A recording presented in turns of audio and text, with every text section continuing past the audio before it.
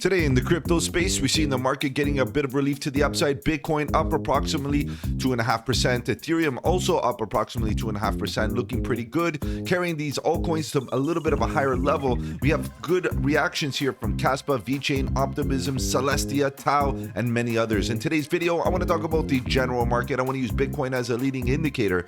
But more importantly, I want to talk about one project that is looking pretty good, perhaps hitting that bottom. And of course, that project is called Bittensor TAO. So you know what? Let's talk about the news, let's analyze the charts, and let's strategize to capitalize.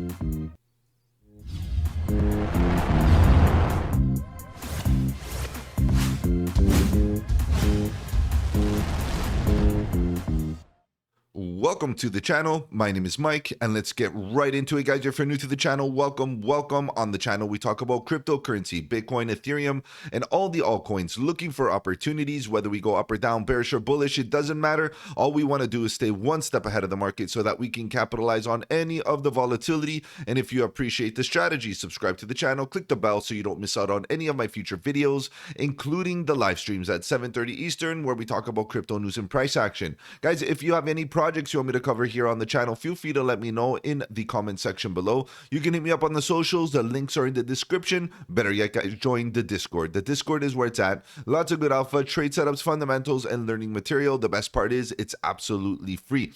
All right, guys, let's begin. Let's see what's going on here with the general market. We do see that the market cap is slightly rising. It is up 1.8%, reaching that $2.2 trillion level. And we see the trading volume getting a bit of volatility here. So as the price action is the market cap is going sideways, we do see that the volume is getting volatility. The battle is here. We see the bears and the bulls battling it out. The increase in volume while the price action going sideways means that there's equal amount of bears to bulls, and they're just basically battling it out right now. And if we keep on going through the top 100 here, we can see that Bitcoin and Ethereum are pretty much doing the same thing. You can see their fractal right here. And if you compare to the rest of the market, the fractals are very, very, very similar, right? There's no real major anomalies here currently. We do see Tron kind of doing a bit of a different pattern, but nothing major. And if we keep on scrolling down, we do see a bit of relief throughout the market, you know, give or take 3%, 5%, depending on the project you're looking at. And the fractals continue to be exactly the same, as you can see, right? So this is one of the things here, guys. We got to consider that some projects might be outperforming others. Like look at VeChain right now, waking up. We know that VeChain has been quite quiet for the last little while. TAO, Bittensor. The thing with Bittensor, it's in a bit of an anomaly state because it did get exploited, right? We did see, a wallet get drained, and of course, there's a lot of fear, uncertainty, and doubt. Bittensor has been one of the major gainers in this bull rally that we've been seeing Bittensor basically fly amongst many others doing very, very well. And the issue is, when we do come down based on a bit of FUD and, mishaps such as exploits, the price does come down to an oversold type of state where it becomes undervalued. And in undervalued scenarios, that's when you get the best opportunities to scale in on the cheap. The question is that can you overcome the fear, the uncertainty, and the doubt and buy the dip? And if you have, and you realize that Bittensor does have its value, you would have been up 16.2% on that position. And currently the question is, do we expect a full retracement or a full, reclamation of previous price action? Or do we want to see it come back down to, basically give us a nice horizontal price? We want to see that floor price. We want to get confirmations of a bottom, of course, guys. And if we do see a continuation to the downside with regards to Bitcoin and Ethereum and the overall market cap, we could see Bittensor definitely come down to that lower low once again. So confirmations are great, but with confirmations, you're obviously giving a bit of those gains away or not taking advantage of them because you're not buying the bottom, because confirmation means that we want a higher low. We want some sort of structure to suggest that Bittensor is making higher highs and higher lows. And if we keep on going down, we do have some other good gainers like Bonk doing pretty good. And if we scroll down, we do have a few others, some of them up only 2%, but we see Celestia up approximately 16, which is another good gainer, of course, trying to reclaim some of that previous price action. And as we scroll down, you guys got to admit, look at these fractals, how similar they look across the market. EGLD is still doing very, very well. It's up 10% for the day, not bad.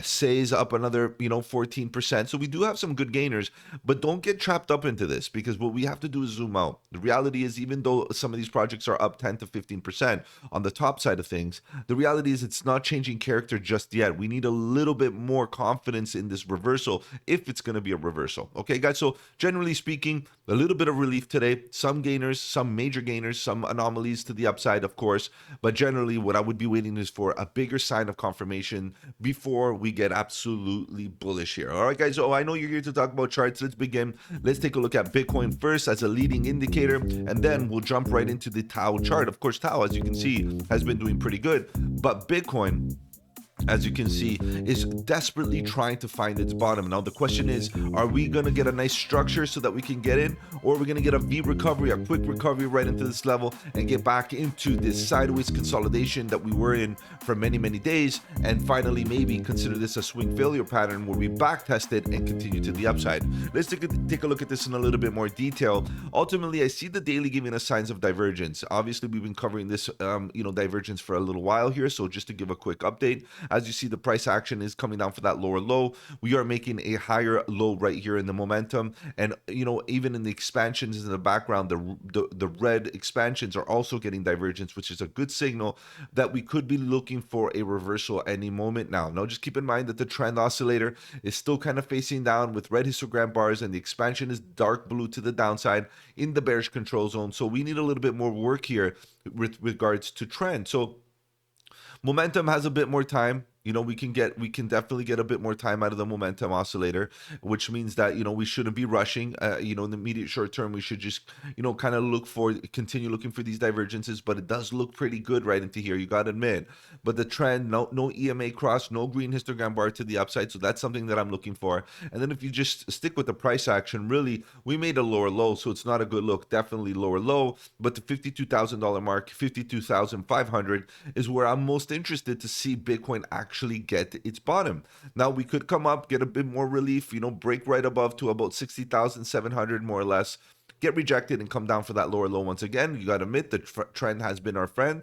Lower lows and lower highs all the way down to this level. Who knows, maybe we come down for another lower low, guys. Just be careful being too convicted without major confirmations. The trend is our friend right here.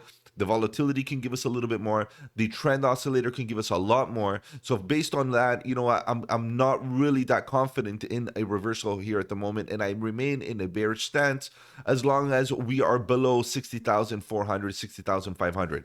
Definitely, as long as we stay below there, we come back up, get rejected, and come down for that lower low. If we don't make a lower low, that's a good sign that we could be diverging and getting follow through very soon with regards to a pivot point right here, similar to what happened in this level. We want a low that is higher low, or at best a double bottom, right? So we need something right into here to give us that confirmation that we're ready for some follow through to the upside and getting back into the structure. And of course, this structure is still a bull flag, guys. Bull flags do retrace, they do descend in a certain way. So we got impulse, retracement to the downside slightly, and then continuation to the upside, maybe hitting about 62. But that's long-term bullish, guys. I'm long-term bullish. I know that's through and through long-term bullish. Short-term bearish, it's totally fine. We got to make sure that we get this all resolved before we can get into a bullish stance once again. All right, guys, let's jump right into TAO. What's going on with TAO? Basically, TAO came down to a very undervalued scenario because of the exploit that it had, and it kept on coming down. Obviously fell through some volume gaps, fell through some weak spots in the charts, and then all of a sudden we're filling it up even further because we do have some price action here looking left, and we're at a horizontal level based on the previous low, and this is a level that we defined very early here on the channel. And we're also looking at potential weaknesses, and I see a weak spot right into here. This is the daily time frame, just keep that in mind. And what we do want to make sure is that the bulls protect the $200 level. It's a nice psychological round number. I do see a lot of unemotional individuals right into here based on this volume. And before I move on, I definitely want to put a box right into here to highlight the importance of this volume gap, because there's a bit of empty space right here, which means that we can fall right through. We do have a node of volume right here at about 130. It's not the strongest, but it is there. So we just got to keep in mind that we could come down, fall through, even get some support right here. But the majority of the support begins at about $100 to about $91. We got to admit, previous highs, volume picking up right here, point of control, lots of of early accumulation, and of course where we've been accumulating at $40, guys, can we actually get down to that level and hunt liquidity to that zone? I feel like if it's going to happen, we got to get a bit of relief to the upside. You know, I can imagine that a lot of people are going to be expecting this to be a head and shoulders formation, come back up, maybe a dead cat bounce right into here, test the neckline once again, we break through the neckline and we start hunting this. Guys, that would be absolutely bearish, of course. But what about if it doesn't happen that way? What about if we basically come back up, maybe come right down to here, maybe go right here, make another higher high, and you know what I mean, we start getting a reversal to the upside, and that would be very cool. That would be really interesting. That would be great opportunity. But what about if? Obviously all these ifs, possibilities, and it's a game of probability. So what I would like to say is, keep this in mind. As long as we are above $200, we're bullish. Okay, so this is what we have to understand, is that we do not want to break below the $200 mark. So let's put a green arrow in here. Let's put one of these so we can understand that this is a great buy the dip opportunity. Why? Because your invalidation is very clear. You can put a stop loss underneath these two double bottoms right into this level. And if it does break down, so what? It stops you up with a small loss and then a continuation to the upside. But what about if it continues? What about if it continues falling and it falls through the volume gap? This is the next level, about $95, where I'm interested into buying the dip and accumulating once again. And of course, as we get to these levels, we want structure, including where we are right now. And this is where I'm going to get to. Ultimately, you know, we do see a nice green reaction here, but I don't want to get trapped up into this, right? I don't want to get the emotions like we're going to get a reversal right now. There's no clear indications of a reversal, because we could definitely go sideways into another bear flag and fall. We can, in fact, get a rejection right now based on the fact that we're getting into a level of resistance based on volume. We could get a rejection and come down for another lower low, as we have been doing since the tops at about $740, making lower lows and lower highs. So who's to say we can't do that once again? We need proof, we need evidence, we need confluence in the chart to give us that confidence. So as I say, let's wait. Now let's get into the oscillators here for a second. You can see that momentum is ideal. Definitely really, really good. It was definitely oversold in every single way. Expansion, volatility, momentum, all oversold in this area. We got a bit of relief to the upside. Now the trend is looking epic as well. Nice EMA cross to the upside with a green histogram bar already forming. I would like to see this expansion, this dark blue expansion, turn a light blue. Then I get a bit more confident, of course, but we're still doing good with what we got. So not bad. I'm expecting that we get the purple line coming back down, back testing the yellow, which is the moving average, similar to what happened here. When we see the purple and the yellow get away from each other and start expanding away, we want to see a contraction, and that's called a mean reversion. A mean reversion play essentially means that we want to get back to the mean. We want the actual volatility, the momentum, to get back into the mean and touch the yellow line. And once that happens, it's very likely we get that pullback, we get that confirmation that we may get a higher low, that we're going to continue the trend to the upside with regards to momentum. Momentum needs to continue to the upside. Maybe we get a pullback, we go up higher, we get into the chop zone, we go sideways for a bit, and then we continue to the upside and get overbought. Once that happens, we might come down, we do this, you know, something like that, and then we get to the upside, and then we start forming a nice little structure into this level. If it's going to have a structure suggesting reversal with bullish divergence, inverse head and shoulders, cup and handles, Adam and Eve patterns, W formations, whatever it is that we get, we need some sort of structure. Why? Because then we know we can put a stop loss under it. And if you dare take the risk right now, you still need to put a stop loss, but you're going to be putting a stop loss on this one touch and maybe using the previous price action right here. So you got to put a stop loss in here. So right now we're getting good signs with regards to momentum and trend. Obviously, a bit more would be good because the momentum is giving us right now a Class C bullish divergence, a very weak one for that matter, because it's still slightly lower lows, while the price action is still making lower lows. So divergences are very, very weak, but still there. I would like to see what kind of bearish response we get right now. When we get rejected, I want to see how strong the bears are. If the bears are strong, we'll make a lower low. And if we make a lower low, it's likely we fall below to $200 and come down to about 92. That's where I'm going to be getting in with a bit of confidence. So let's look at this price action with a little bit more detail, in the sense that what kind of setup would I be looking for? Let's get rid of this. Let's shrink this down a little bit, and let's look at a long. If we were to get into a long, let's hypothetically say we go long right now, and then let's hypothetically say we put a stop loss right into here, and then we again hypothetically say, look, we want to protect ourselves right around this level. Risk to reward is not the greatest, right around here. You can see it's a 1-to-1 ratio. Forget it, it's not great. But if we do pretty much come down and improve our risk to reward ratio by coming closer to invalidation, you can see that we can, potentially get into a nice setup with a 3-to-1, 3.5-to-1, 4-to-1 ratio, depending on how low we can go. And therefore you're up 55% with a loss of only 16. And obviously all of this can be improved by tightening up these entries if you can get that in. But this is nice and loose, giving you a little bit of wiggle room for your stop loss and all of that. So it's still a decent setup. It's still a decent trade. Now, at this point, let's say that we do get that bounce right around this level. We go sideways and we get that bounce and we get to about $346. What you could do is trail up the stop loss, right? Give it a bit of wiggle room.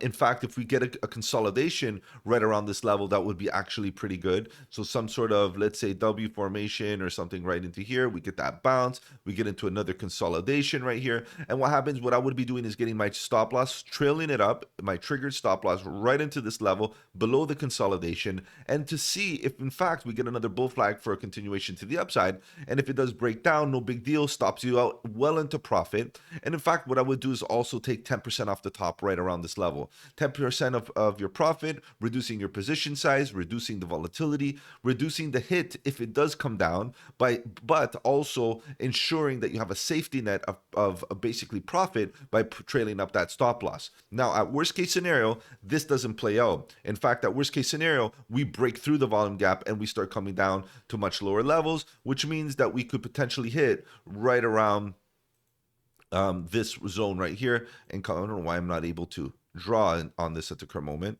For some reason, it's not drawing, but you get what I mean. We could definitely start coming down, breaking through the volume gap, and essentially coming down to a zone where we can buy the dip at lower levels. So if you stop yourself out right here, that's fine. Now, another option would be is to say, I realized the opportunity that the price could come down to about $95.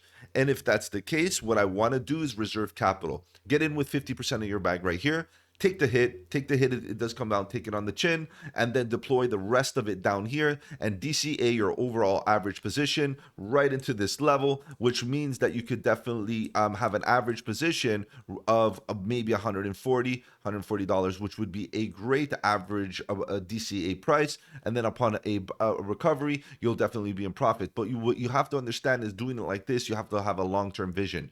You have to be patient, because that means that you got to be holding a position that is underwater for a little while before, in fact, you become profitable. All very valid setups here, guys. TAO has retraced significantly, buying in at the current moment. You are not buying the top. You're not becoming exit liquidity. In fact, in my opinion, based on this retracement from the previous low, it's a 1-to-1, pretty much double bottom. This is where the risk to reward ratio is absolutely healthy, because listen, if you get into a position right now and it goes back to previous highs, look, you're up approximately 239%, massive gainer for sure. It is a larger cap, so don't expect major life-changing gains at the current moment. But the setup is definitely really, really, really good. All right, guys, if I've offered you any value in this video, do the channel a massive favor. Slap the like button. It does really help out with the algorithm. If you want to follow me on the socials, the links are in the description below. Feel free to join the Discord. The Discord is where it's at. Lots of good alpha, trade setups, fundamentals, and learning material. See you tonight, guys, 7:30 Eastern, talking about crypto news and price action. Have a good one, and don't forget, buy the dip.